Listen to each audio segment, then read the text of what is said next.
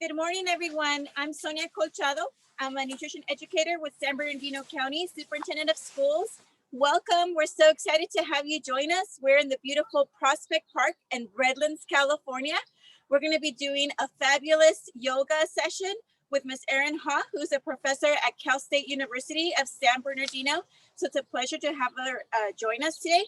We're also going to have Miss Danielle Martinez, nutrition educator with SBCSS, do a lesson on how important breakfast is, and she's going to give you lots of great information. I would also like to ask the teachers that are here with us this morning to please sign in the chat box just with the name of your school and your name and the number of students that are here with you today. So without further ado, we'll go ahead and get started with Ms. Erin Haugh. Thank you. Good morning, everybody. Thank you so much for joining us in a beautiful morning at Prospect Park. It is lovely to be here, and I hope one day soon you all can come here in real life and explore this amazing park that we have in Redlands. It's my honor to be here. By day, I am a professor at Cal State San Bernardino, but a few people know this, by night, I'm actually a super stretcher. I welcome you to stretch with me today. If you are new to yoga, that is totally fine. If you've been doing yoga a long time, that's great too. I welcome all super stretchers. So let's get our imaginary capes out. Let's put them on. We are ready to do some stretches today on this beautiful morning. So as we begin, I ask two things of you. Number one, look around, make sure you have some space around you to do some movement and do some stretches. And number two, make sure you have some comfy clothes on so that you can really move your body and make it feel good and relaxed. So without further ado, super stretchers, let's make our way down to our mats or to the floor. As we get started, we're going to be sitting down on the floor. Just find a comfortable position. Maybe, like most of us, you've been sitting for a year now, either on the screen or watching school that way. So it's nice to give ourselves a chance to really kind of release some of that tension, whether you're an adult or whether you're a child. We've had a lot of built up tension this year. We have been super spreaders. I want us to be super stretchers today. So while we start, we're going to take inspiration from what is around us. We're going to be pulling in poses that have to do with nature or animals. So we'll kind of keep this outdoor theme going. So as we're sitting up, I want you just first, when you're sitting on the ground, just take inventory of your own posture. Sometimes when I'm not thinking about it, I sit like this. My shoulders are rounded. I don't have any type of strength in my belly. So first things first, super stretchers, let's all sit up as tall as we can. Let's pretend like there is an imaginary string that pulls our spine all the way up to the sky. The crown of our head is moving up towards the ceiling or up towards the sky if you are outside. So now that we're sitting up nice and tall, what I like to do when I start my classes are two types of breathing exercises just to kind of get us centered and excited about what we're about to do. So the first thing we're going to do is called super snake breath. So bear with me. What we're going to do is we're all going to reach out and take a deep breath in, fill up our belly, fill up our lungs, and on the exhale, we're going to make the sound of a snake. We're going to press our hands together and let it all out. One more time. Take as much deep, good breath into your body as possible. Bring it all the way in and exhale out that snake sound until you have no more breath left. Already I feel a little bit calmer, but just in case we're feeling extra angry or tense or nervous today, we're going to do one more breathing exercise. This is called wiggle worm arms. Have you ever felt overwhelmed sometimes and you just feel like you're holding tension, maybe in your shoulders, in your hands? This is a way to let it all out and feel a little bit better afterwards. So again, sitting up nice and tall, let's take our arms out to the sides, take a deep breath in, and on the exhale, just let your arms become worms. If it feels good to let some verbal kind of release come out of your mouth, go ahead. We'll do that one more time. Breathe in. Fully inhale and exhale, wiggle worm, arms out. And sometimes just doing that helps give us the breath and the release that we need to continue on with our yoga poses and with our stretches. So now that we have done some snake breath and some wiggle worm arms, we're going to move into some actual poses. So again, making sure you have some space around you. we're going to start with some seated poses. The first one might be something that's very familiar to you. It's called the butterfly pose. It's not quite warm enough out here today, but maybe in a couple months, we'll see some butterflies here at Prospect Park. So as you're sitting down, take the tops of your hands and place them on your toes. Bring the soles of your feet together, and we're gonna pretend like these lovely legs here are our butterfly wings. So let's hold the tops of our feet. Let's wiggle out those wings to the side. Let them flutter. Let's all take a deep breath in, sit up nice and tall.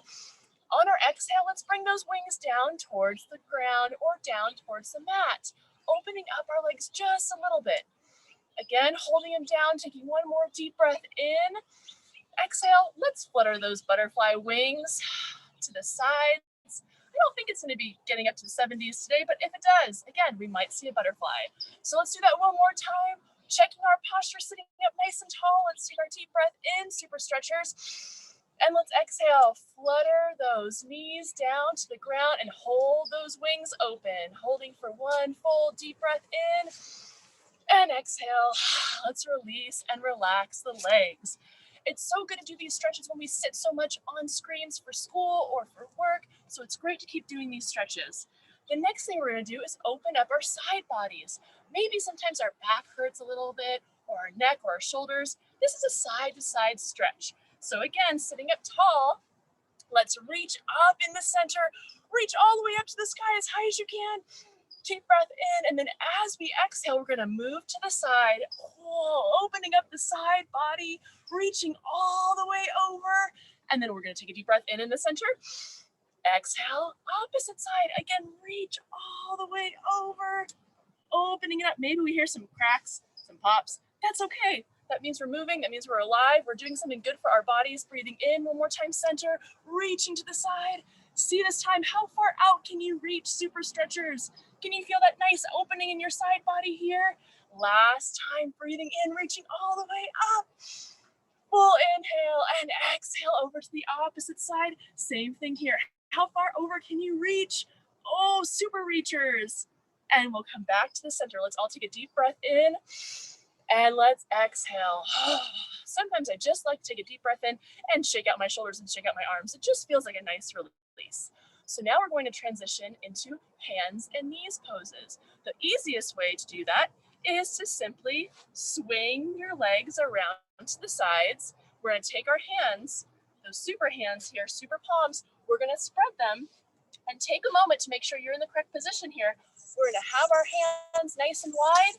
We're going to place them on our mats underneath our shoulders. We're going to look behind us, look at our knees. Our knees are right underneath our hips. And here's what we're going to do. This pose is called cat-cow pose, and it's great for our backs. Maybe some of you have cats at home. Maybe some of you have cows. I don't know. Maybe you have a dairy in your backyard. Either way, what we're going to do is we're going to make our bodies into cats and cows. When we inhale, we're going to drop our bellies down. We're going to look up like a cow. Moo. As we exhale, we're going to round our spine like a little kitty cat, like a little black scared kitty cat on Halloween. Push that spine all the way up to the sky. And then again, we're going to keep that flow going. On the inhale, we become cows. Moo. On the exhale, we become those little cats. Push your spine up towards the ceiling. Drop your head down. Let's do that 2 more times. This really helps us release the pressure in our lower backs and in our shoulders and our hips. 1 more time, super stretchers. Let's become that cow. Drop that belly. Really accentuate this posture. Look up towards the ceiling. And then exhale. Push that spine, round that spine all the way up towards the sky. And then come back just to a neutral spine. That just means my spine's nice and flat. My cape is resting flat on my back right now. So that was a cat-cow breath, and it's wonderful for your lower back or for your shoulders, your hips. We're going to move from one animal to the next now. Maybe some of you have a dog at home. Perfect. Maybe you've seen how they stretch. We're going to do a down dog pose now.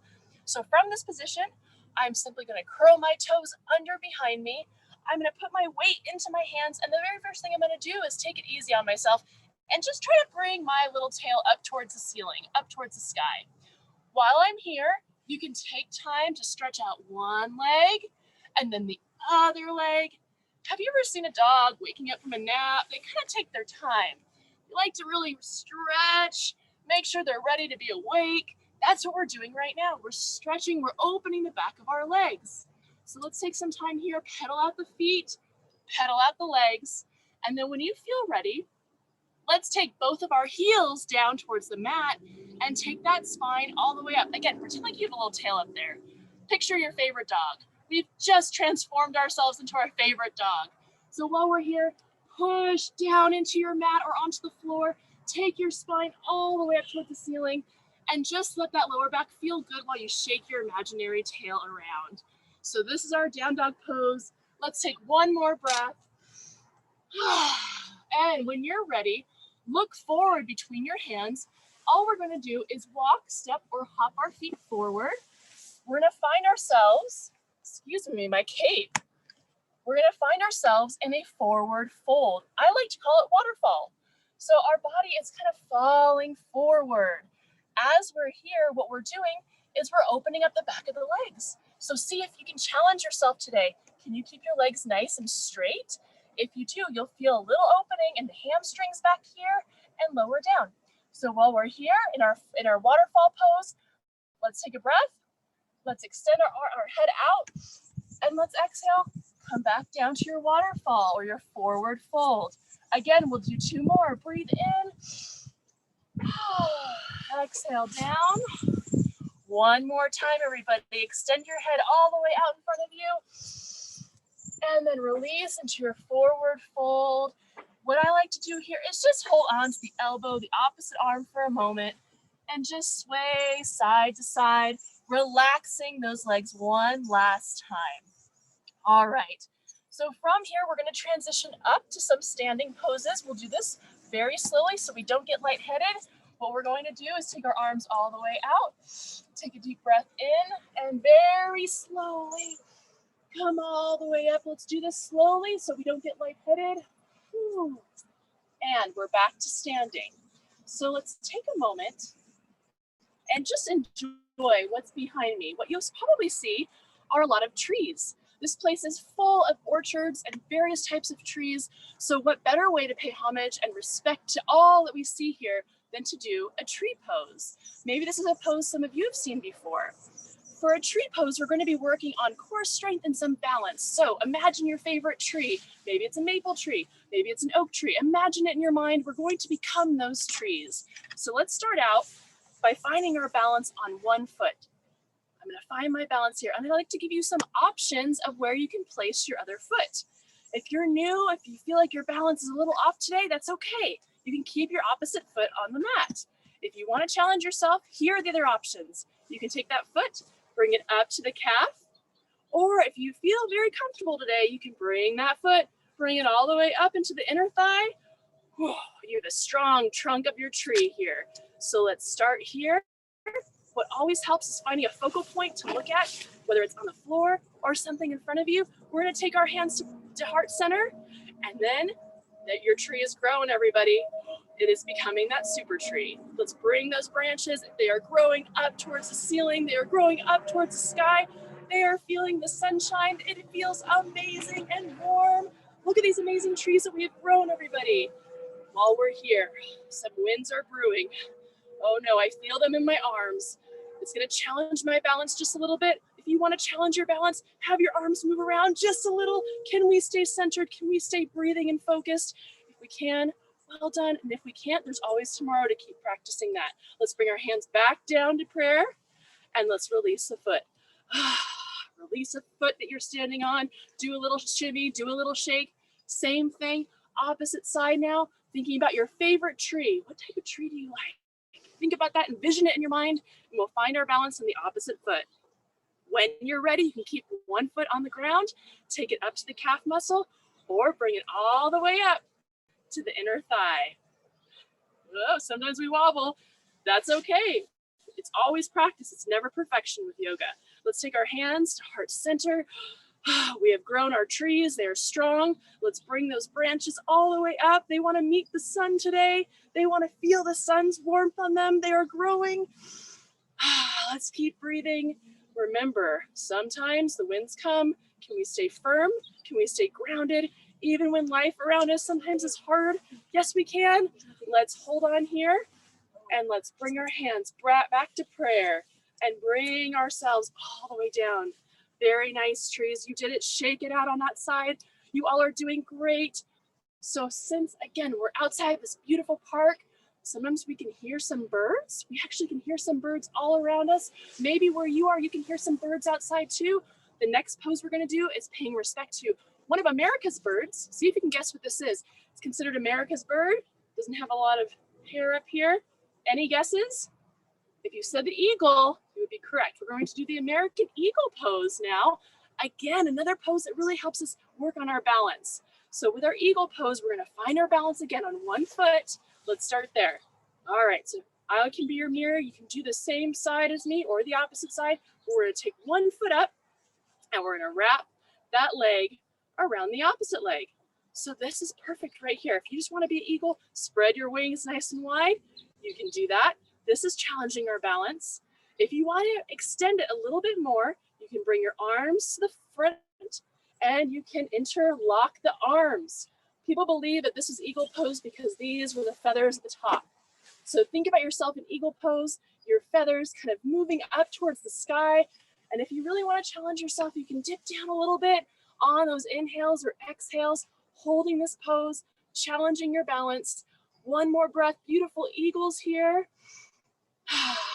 Last inhale, and on the exhale, release the arms, spread those wings, and you can fly away, but don't fly away too far yet because we have to do the other side. So let's shake out our legs, shake out our arms. Same thing, opposite side. We're gonna find our balance on our other foot. Paying homage and respect to the eagle, we're gonna take one leg, place it in the front. Same thing, bring those arms out, nice strong wings, and see if you can remember the way that you just interlocked your arms. Can you do it the opposite way? Sometimes that's a good exercise for our brain. Just switch this out. So if you're here and you would like to dip a little bit lower down, hold the pose, but don't hold the breath. It's a good lesson in life. When we are stressed, let's always remember to breathe, even if our body is telling us otherwise. One more deep breath in, beautiful eagles. And let's extend those arms all the way out. Release those wings and fly away. And now what we're going to do is, again, transition back down. We're going to go from one majestic bird to maybe a slightly less majestic bird, a pigeon, but nonetheless, we will pay respect to that pigeon. So we're going to come down to our mats, just simply coming to the front of the mat or wherever you are in your room or on the ground, and we're just going to lay down on our backs. You can take a moment to get comfortable here. Make sure your spine is nice and tall, nice and flat. And so for our pigeon pose, this is called a supine pigeon pose. We're lying on our backs. We're gonna take one foot and bring that ankle, let's say it's our right ankle, and place it on the opposite leg or opposite knee. From here, I'm gonna take my hands, I'm gonna reach through and hold onto the back of the left leg. While I'm doing this, I'm going to gently bring those little pigeon legs in towards the chest. When I do this, I start to feel a little bit of stretch back here and in my hip. So again, if we've been sitting a lot, this is a wonderful pose to do. Let's take a couple of breaths here. You should feel the release. Every time you take an exhale, bring those legs in just a little bit more, getting that super stretch in our thighs and in our hips. One more deep breath in. Let's see how close can you bring those legs into the chest. And then release.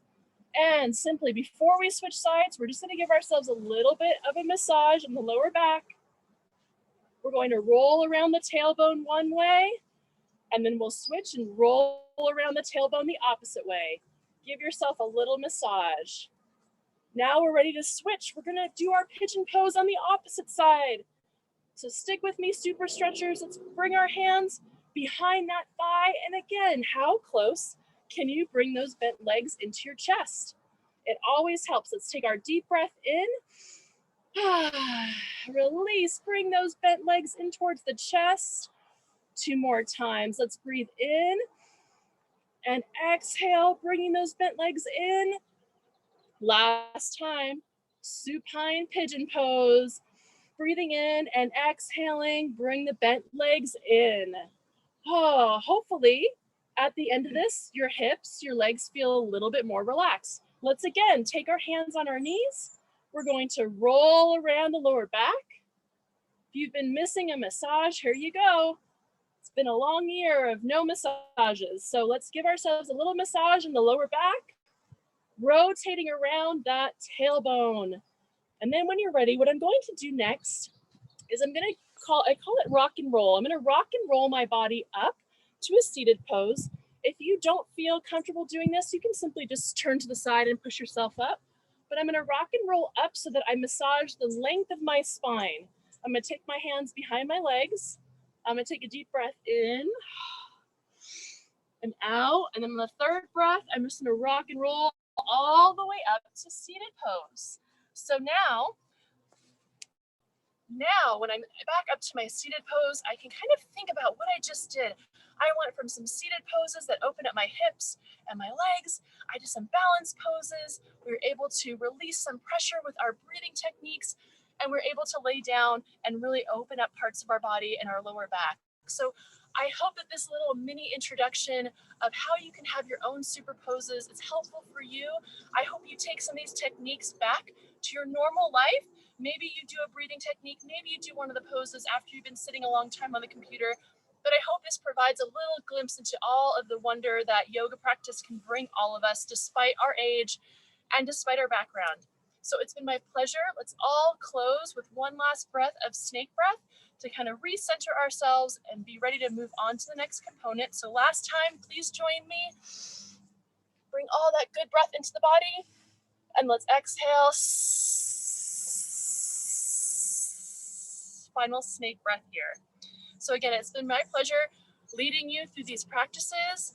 Thank you for joining me. At the end, we usually say a namaste, a super namaste to you. The light in me sees and honors the light in all of you. And it's my pleasure to let you know that up next, we have Danielle Martinez from San Bernardino County Superintendent of Schools, who's going to be going over a healthy breakfast recipe with all of you. Thank you so much.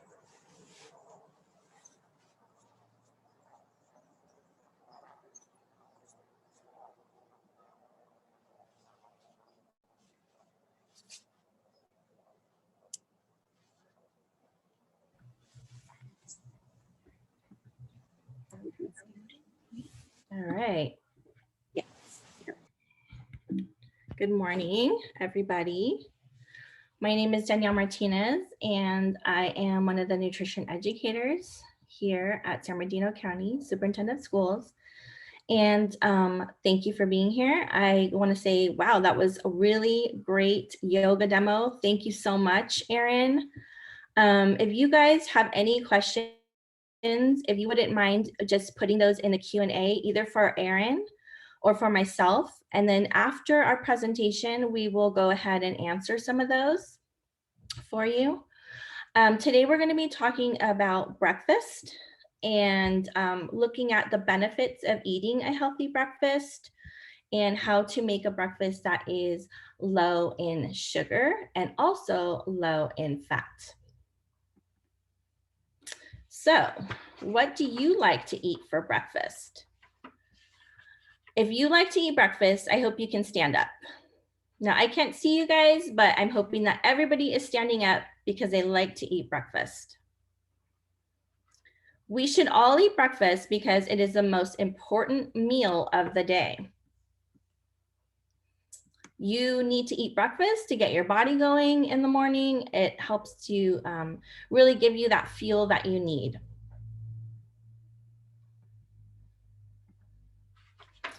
So today we're going to learn about why eating breakfast is so important and what types of foods are healthier to eat for breakfast.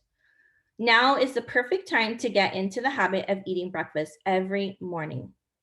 Since breakfast is the most important meal of the day, eating something for breakfast is better than eating nothing at all. However, some foods are healthier to eat than others. Eating breakfast also has many benefits, like helping us get the nutrients we need, like our vitamins, minerals, and fiber. And these are all the things that help our bodies stay healthy and strong. Eating breakfast fuels our bodies with nutrients so that we can concentrate at school and be alert to the new things.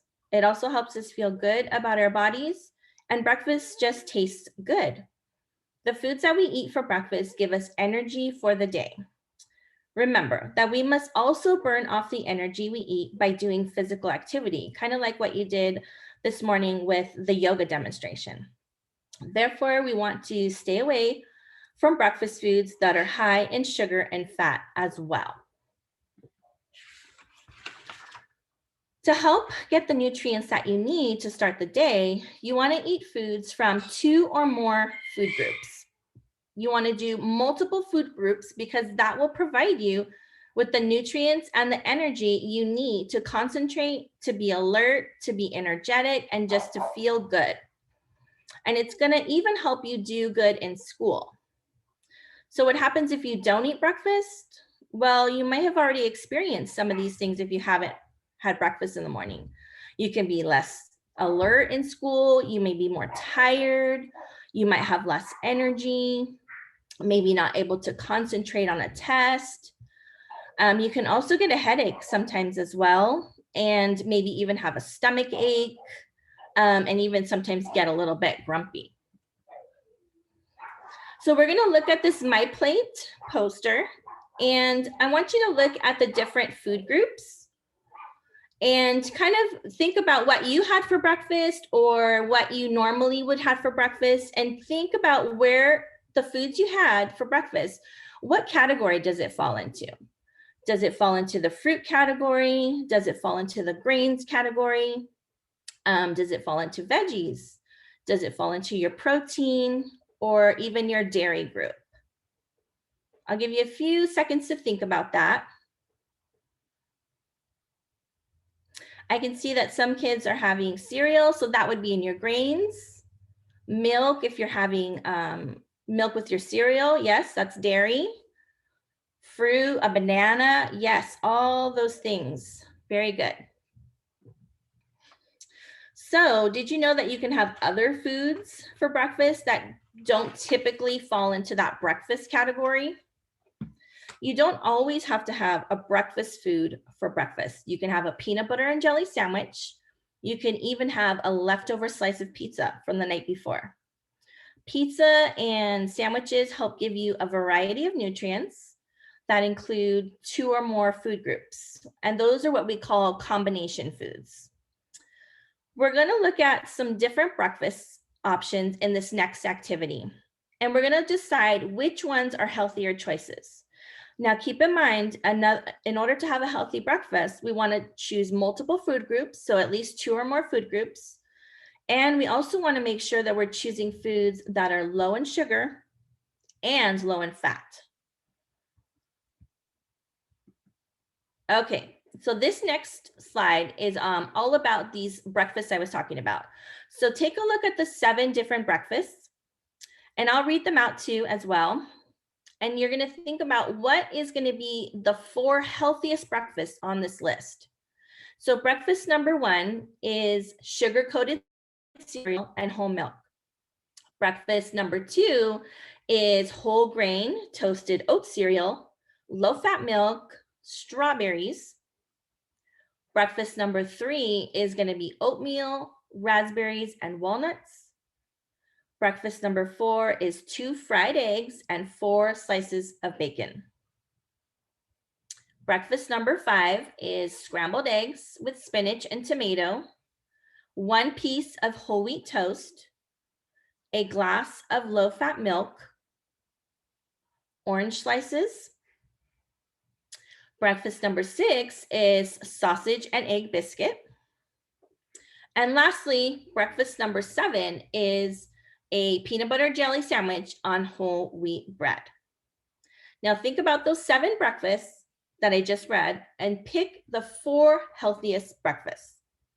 And keeping in mind that we want to make something or choose something that has 2 or more food groups represented and is low in sugar and low in fat. I'll give you a few more seconds to think about it.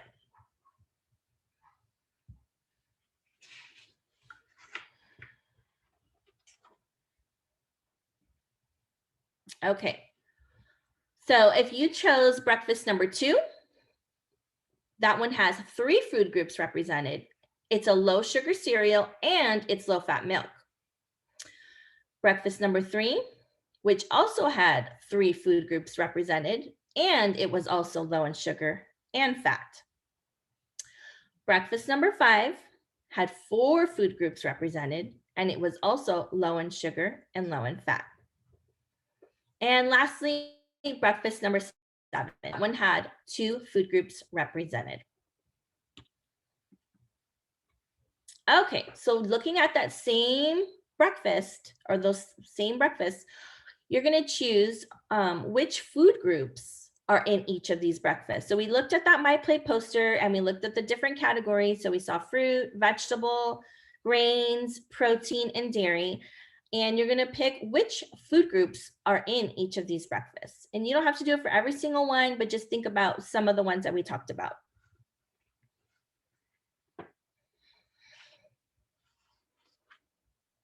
And I'll give you a few seconds to look over that.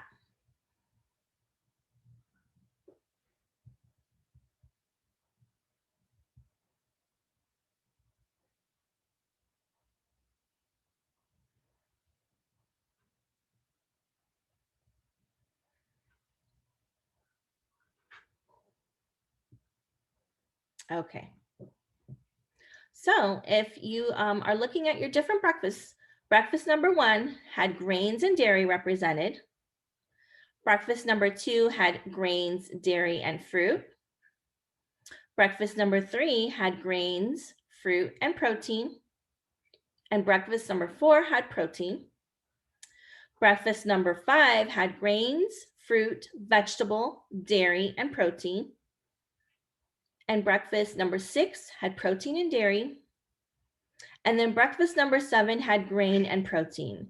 And we want to remember that jelly is considered an extra. A lot of times it has sugar in it, and so it's considered an extra. Okay, next question is, which ones include fruit, vegetables, protein, or grains? So thinking about those 7 breakfasts, which one of those are going to include fruit, vegetables, protein, or whole grains? And whole grains is something like whole wheat bread, 100% whole wheat. And I'll give you a few seconds to think about that as well.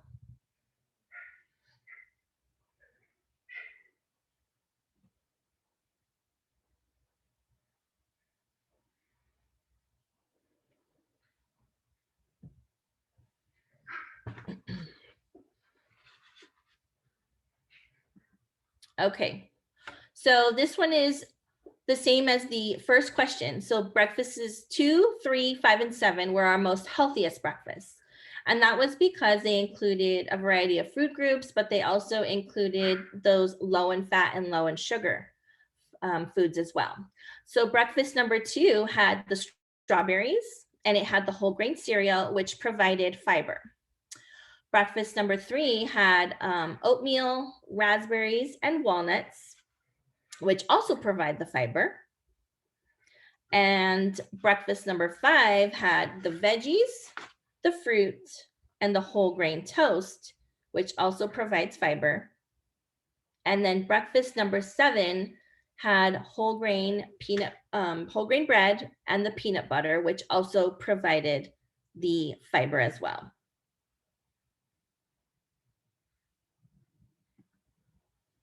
So this is a really good example of a breakfast that you can do at home, and also a breakfast that is low in sugar, low in fat, and has more than 2 food groups represented. So a parfait, if you've ever had one before, is really easy to make. You need low-fat yogurt, and you can use vanilla yogurt, strawberry yogurt, you can use plain yogurt. You just want to make sure that it's low-fat. And then you would use whatever types of fruits you like. So you can use berries, like you see in the picture. We have strawberries, blackberries, blueberries, raspberries, any type of berry you like. Or you can even use a different type of fruit that you like. If you like bananas, or maybe you like apple slices, peaches, pears. You can really get creative with yogurt parfaits with the type of fruit that you use. And then lastly, you can use either granola or a dried cereal like a Cheerio or some other type of cereal that you like, and you could put that. And you just are basically going to do a layering. You get a little cup or a bowl, and you can layer your different toppings. And it's a really good snack to actually take with you on the go too if you're in a rush to go somewhere. And our next one is wacky waffles. And I personally like this one. So a lot of us have frozen waffles at home, and you can do homemade waffles if it's a weekend and you want to try making waffles at home. You can do that, but frozen waffles work as well. And you want to try and get a whole grain waffle if you can. There are different varieties of waffles out there, but there are whole grain versions of waffles, and that way you know you're getting that fiber. And this one is another one that also has more than 2 food groups represented as well. So we have our grains from our waffle. You layer that with some peanut butter or almond butter or any type of nut butter that you like. And then you add your topping of fruit on top. It works really well with bananas, but you can use anything that you like. You can use even strawberries, sliced strawberries or apples. And this is just a really easy example of a breakfast that you can do at home. That way you know you are getting that breakfast in the morning. So that concludes the lesson for today.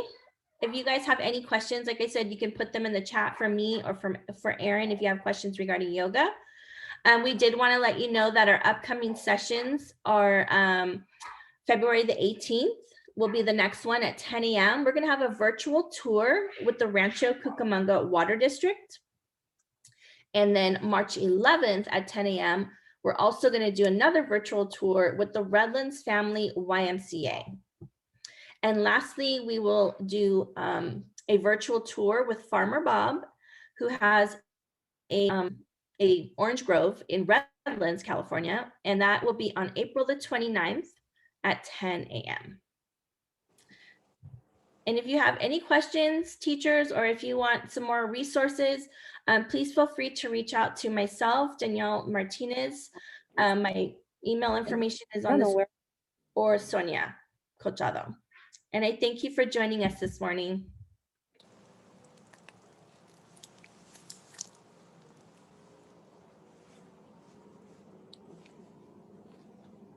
Hi, good morning, everyone. Yes, we're just going to start with the Q&A. We have some great questions. First question I have from one of our viewers is for Erin. Erin, can anyone do yoga? That's a wonderful question, and I'm so happy that you asked that. Yoga is a beautiful practice. It can be for any age person, any ability. The philosophy of yoga is that we practice non-judgment. It's not competitive, so we're not trying to compete with other people. We are simply just finding good things for our own bodies. So absolutely, we are used to competing in sports and other activities, but if you are doing yoga, you are practicing non-competition, and it's for any age, any ability. So yes, please, even if you just try a couple of poses, it will absolutely help your body despite age, despite limitations with flexibility right now. You will improve. Great question. Awesome. And then our next question for you, Erin, is from one of our other viewers is, what is the right amount of time to wait after eating before practicing yoga? Oh, that's another great question. So we usually say about 30 minutes, and that's just because a lot of the poses that we do in yoga classes involve twists.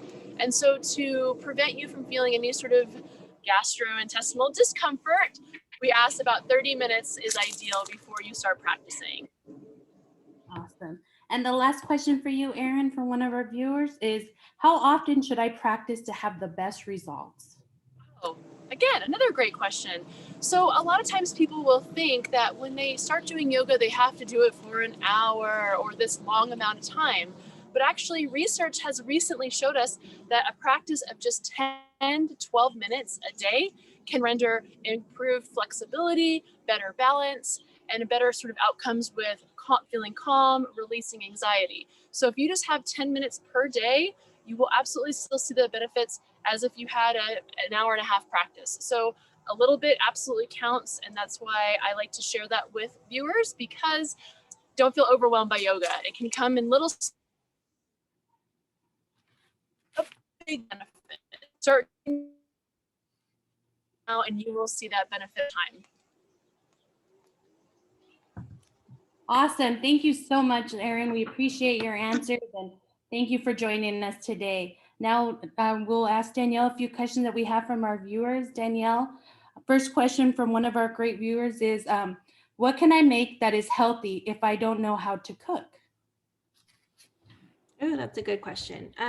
You know, you don't have to get really fancy. You can do kind of simple things like what we were talking about in the lesson. And if you saw the last two slides, those are really simple breakfasts that don't require you to have to really cook anything. You don't have to even turn on the stove. It's just using pantry items and things from the refrigerator and, you know, a toaster for the waffles. Really simple things that you can do. You can do sandwiches, and just have different types of food groups represented in those. Awesome. And then our second question from one of our viewers is, how do you know how many calories something has? Great question. That's a really great question. So you always want to be mindful of a food label. So a lot of the foods, most foods that you see are going to have foods, food labels on them on the back somewhere. And so you want to be looking at the calories on the food group. So let's take, for instance, a slice of bread.